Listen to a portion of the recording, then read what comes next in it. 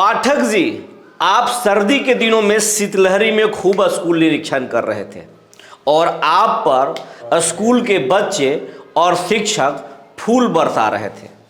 जरा इस गर्मी में भी स्कूल में घूमिए ना, जरा जांच कर लीजिए कि पढ़ाई हो रहा है या नहीं हो रहा है।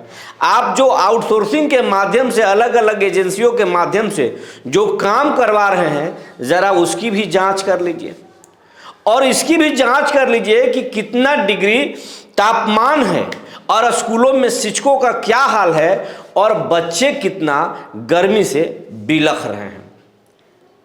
आप एसी कमरा में बैठकर आदेश दे रहे हैं और आपके आदेश से लगातार हमारे छोटे छोटे बच्चे और शिक्षक बीमार पड़ रहे हैं।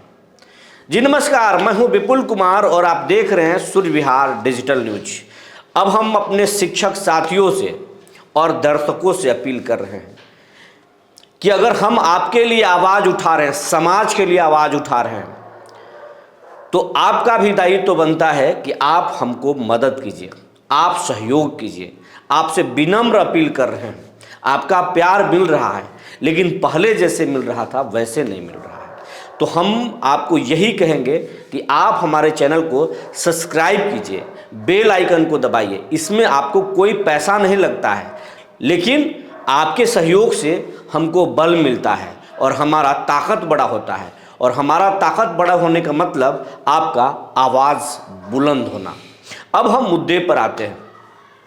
अभी 44 डिग्री पार रह रहा है तापमान कई जिलों में, माने अधिकांश जिलों में। कुछ जिलों में तो बहुत खतरनाक की स्थिति है, लेकिन अधिकांश जिलों में रेड अलर्ट है और आपदा विभाग लगातार जिला प्रशासन को कह रहा है कि आपात स्थिति है। कुछ जिलों के डीएम को आपदा विभाग ने कहा है कि पानी का छिड़काव कराइए और लोगों को अवेयर कराइए, जागरूक कीजिए कि अगर काम ना हो तो दोपहर में बाहर ना निकले। लेकिन इससे हमारे के पाठक को कोई फर्क नहीं पड़ता है। बाहर में आग बरसे या गर्म लू, उसमें लोग झुलस जाएं, शिक्षक झुलस जाएं, बच्चे बीमार पड़ जाएं, लेकिन पाठक जी को क्या फर्क पड़ता है।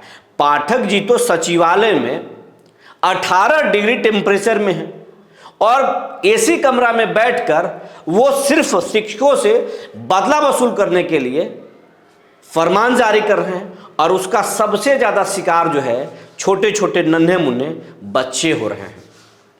ठीक है, शिक्षक बड़े हैं, उन पर गर्मी कम अटैक करेगा, लेकिन अटैक करेगा। अगर हीट वेव 2019 में हीट वेव आया था और उस हीट वेव में औरंगाबाद जिले में करीब 70 लोगों की जानें चल गई थी। लगातार लोग अस्पताल में मर रहे थे, स्थिति ये हो गई थी, आपको याद होगा। हीट वेव से अन्य कई जिलों में भी लोगों की जानें गई थी और अभी राजस्थान में वही स्थिति है। राजस्थान में भी लोग मर रहे हैं और यहाँ भी मरने की स्थिति है। मुझे जो जानकारी है, कई जिलों में बच्चों का जो है विनाश, यानी नाक फूट रहा है, ब्लडिंग हो रहा है और शिक्षक बच्चों के स्थिति को देखकर परेशान हो रहे हैं। बच्चों को ठीक करने में उनका दिन गुजर जा रहा है, क्या पढ़ाएंगे। और जो बच्चे नहीं भी बीमार पड़ रहे हैं उनकी स्थिति बहुत बद से बदतर हो रही है। शिक्षकों की स्थिति बद से बदतर हो रही है। अगर इस चीज़ को जांचना है ना पाठक जी, तो आप अपने सचिवालय से निकलिए।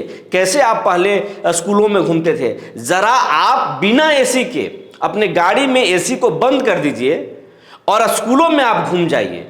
आप शिक्षकों का हाल जान लीजिए। आपका स्कूल है, आपका विभाग है, बच्चे आपके हैं, आप बिहार को बहुत अच्छा बनाना चाहते हैं, बच्चों को आईएएस और आईपीएस बनाना चाहते हैं, तो ज़रा स्कूल घूम लीजिए ना। उसके बाद आपको पता चल जाएगा कि कितनी गर्मी है, कितना उमस है, कितना लू है और इस लू में शिक्षक कितने बीमार पड़ रहे हैं और बच्चों का क्या हाल है। आपको ये सब देखना नहीं है, लेकिन शिक्षकों को परेशान करना ज़रूर है, बच्चों को परेशान करना ज़रूर है। और ये आग्रह पूरे बिहार के डीएम से भी है कि पाठक जी तो पाठक जी हैं, वो तो अपने जीत के आगे अड़ जाए तो फिर किसी का नहीं सुनते, मुख्यमंत्री का भी नहीं सुनते हैं। आप लोग तो पीछे पहले देख भी लिए होंगे शीतलहर में। लेकिन आपको बिहार के सभी डीएम को हम ये कहना चाहेंगे, आप अपनी ताकत को पहचानिए। अगर आपदा की स्थिति है, आपको मौसम विभाग अलर्ट भेज रहा है कि स्थिति आपके जिले में ये है, तो आपके पास 144 लगाने का ताकत है। आप स्कूलों को बंद कर सकते हैं हीट वेव को देखते हुए, आप गर्मी के देखते हुए स्कूलों को बंद कर सकते हैं। अरे कुछ नहीं कीजिए तो 1 to 5 तो बंद कीजिए। और स्थिति तो यह है कि पूरा स्कूल को क्लोज करना चाहिए, और ये डीएम साहब लोग कर सकते हैं। लेकिन आप लोग पाठक जी से डरे हुए हैं, पाठक जी के सामने आप कुछ नहीं करना चाहते हैं। लेकिन एक चीज याद रखा जाएगा कि पाठक के सामने ये भी कहा जाएगा कि पाठक के सामने कुछ ही लोग थे जो सिर उठाए थे, बाकी नतमस्तक हो गए थे। लोगों की जान जा रही थी और कोई अपना जिम्मेवारी का निर्वहन नहीं कर रहा था। पटना डीएम, पटना के तत्कालीन डीएम चंद्रशेखर जी ने 144 लगा दिया था और पाठक जी से भिड़ गए थे और डीएम की वहां जीत हुई थी। उसके बाद पाठक जी बैकफुट पर आए थे। आज भी वही स्थिति है, गर्मी की बहुत भयावह है, बच्चे लगातार बीमार पड़ रहे हैं, हर स्कूल में बच्चे बीमार पड़ रहे हैं। आप भी अगर दोपहर में बाहर निकलेंगे तो बीमार पड़ जाएंगे, ये स्थिति है। लेकिन स्कूल नहीं बंद किया जा रहा। शिक्षकों से जो भी दुश्मनी हो पाठक जी का, लेकिन बच्चों से तो दुश्मनी नहीं होना चाहिए। हम यही कहेंगे कि बिहार के स्कूलों को जल्द से जल्द बंद करना चाहिए। सरकार को भी इसमें पहल करनी चाहिए, निर्वाचन आयोग को भी इसमें पहल करना चाहिए। अगर निर्वाचन आयोग ही अभी सर्वोपरि है तो उसको भी ये संज्ञान लेना चाहिए। नहीं तो हमारे बच्चे, करोड़ों बच्चे, एक जिले में 5 लाख से ज़्यादा बच्चे पढ़ते हैं सरकारी स्कूलों में। समझिए क्या स्थिति है। बिहार में 38 जिले हैं, कितने बच्चे हैं हमारे यहाँ। तो बच्चों के लिए जो है स्कूल को बंद करना बहुत ज़रूरी है।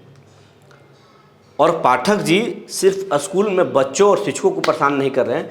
याद कीजिए, हम आपको पहले बताए हैं, नियोजित शिक्षकों को लेकर के पाठक जी के जो मन में चल रहा है वो और ख़तरनाक है। वो नियमावली से छेड़छाड़ कर रहे हैं, लीगल टीम को दिए हैं कि उसको पलटना है और सभी नियोजित शिक्षकों को भी हम ट्रांसफ़र करेंगे और उनको कार्रवाई की जद में लाएंगे। इस मुद्दे पर हमने आज शिक्षक संघ के बड़े नेता केशव जी से बात किया। केशव जी बोले कि हमारे संज्ञान में भी है कि पाठक जी नियमावली को बदलने के लिए अपने लीगल टीम को दिए हैं और बदलने की कोशिश कर रहे हैं। जयंत कुमार सिंह ने भी कहा कि ऐसी बात चल रही है, लेकिन 4 जून के बाद बिहार में नियोजित शिक्षक हो, बीपीएससी शिक्षक हो या कोई भी शिक्षक हो, बुलंद आंदोलन करेंगे और सरकार से 2-2 हाथ करेंगे। और जब तक शिक्षकों की जीत नहीं होगी हम पीछे नहीं हटेंगे। जो जानकारी निकल के आई थी हमने आपको बता दिया। तब तक के लिए धन्यवाद।